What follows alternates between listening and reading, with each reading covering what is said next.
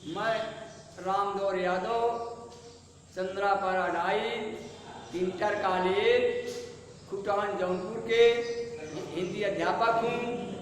मैं अपने बच्चों तथा बच्चियों की शुभकामनाएं करते हैं, उनके अभिभावकों को अभिवादन करते हैं तथा तहे दिल से स्वागत करते हैं।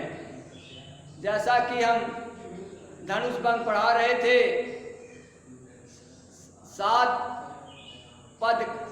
7वां पद कल पढ़ाए थे, आज हम 8वां पद पढ़ाने जा रहे हैं। बच्चे ध्यान देंगे, ये इम्पॉर्टेंट है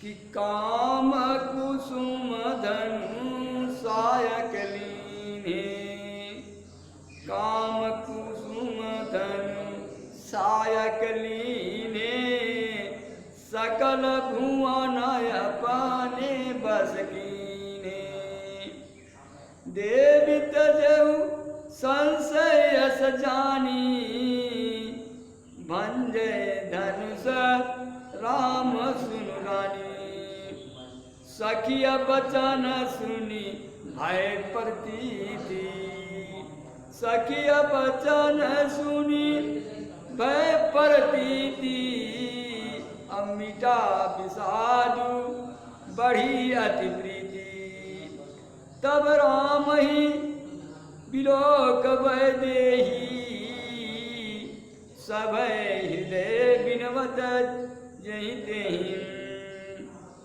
अब देखेंगे बच्चों, हम ये चौपाई पढ़कर सुना दिए, अब हम अपने बच्चों को कुछ शब्दार्थ पर प्रकाश डालेंगे। काम का अर्थ होता कामदेव, जो सृष्टि की रचना करता है उसे हम कामदेव कहते हैं।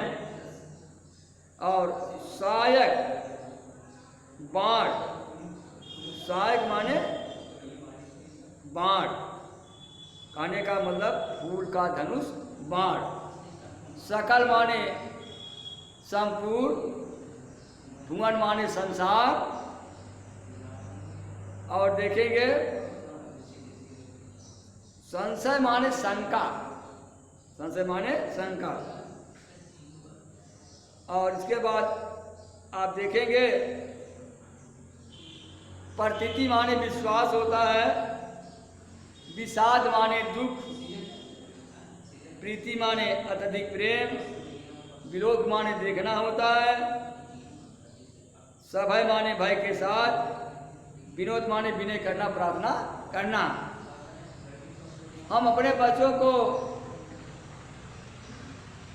संदर्भ बता चुके हैं, संदर्भ पूर्वक रहेगा। अब हम प्रसंग बताने जा रहे हैं, आप ध्यान से देखेंगे।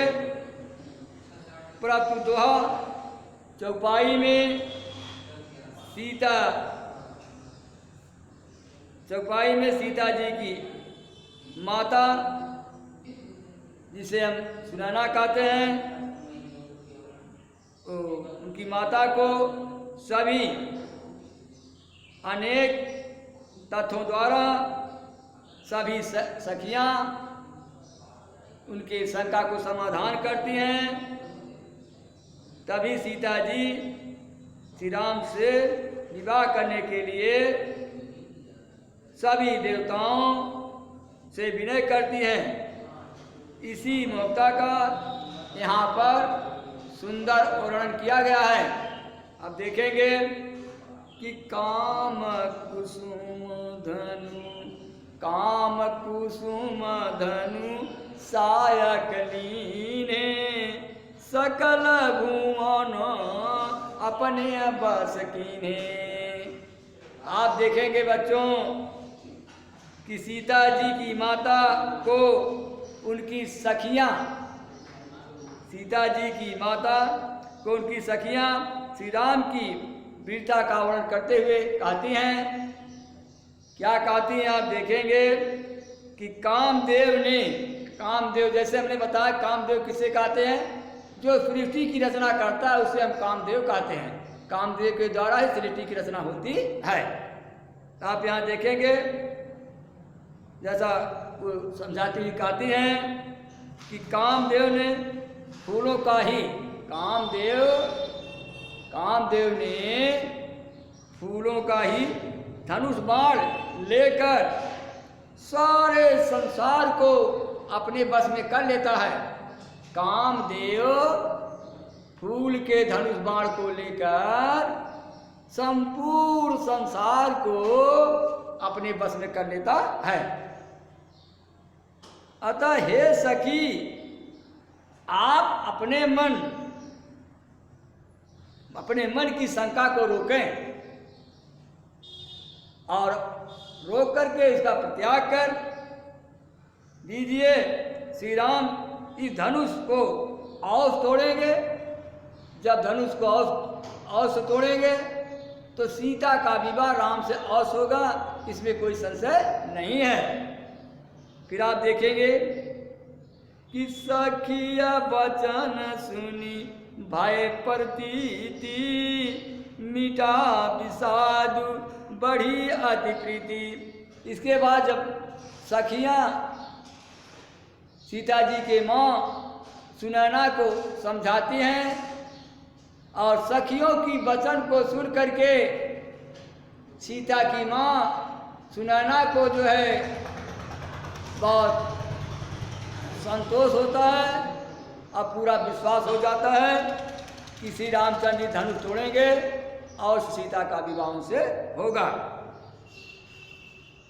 आप देखेंगे तो इस बात को ऐसा वचन सुनकर रानी को श्री राम की क्षमता पर पूरा विश्वास हो जाता है, यानी सुनैना को पूरा विश्वास हो जाता है कि धनुष टूटेगा और उनका राम के प्रति स्नेह बढ़ जाता है, प्रेम बढ़ जाता है। और तभी अब इसके बाद आप देखेंगे इधर माँ सुनैना परेशान थी। अब उसी प्रकार से सीता जी भी श्री रामचंद्र जी को देख करके कैसे परेशान हो रही हैं, तो ये देख रही हैं कि सीता जी का मन बहुत विचलित हो जाता है। वह सभी देवी देवताओं से प्रार्थना करती हैं, सभी देवी देवताओं से प्रार्थना करती हैं कि हे मुनि, हे देवता, हे पितृगण, आप ऐसा करें कि श्री रामचंद्र जी धनुष को तोड़ें और हमारा विवाह श्री रामचंद्र जी से औस हो जाए। आप देखेंगे अब अपने बच्चों को काव्य सौंदर्य पर ले चल रहे हैं। काव्य सौंदर्य पर देखेंगे जैसा भाषा अवधि शैली जो प्रबंध और रुणात्मक है, गुण माधुर्य रस श्रृंगार रस है, छंद चौपाई और शब्द शब्द अभिधा और लक्षणा है। अलंकार में देखेंगे अनुप्रास अलंकार, और इस प्रकार से जो है हम अपने बच्चों को ये चौपाई पढ़ा चुके हैं। अब हम अगले दिन आपको पढ़ाएंगे।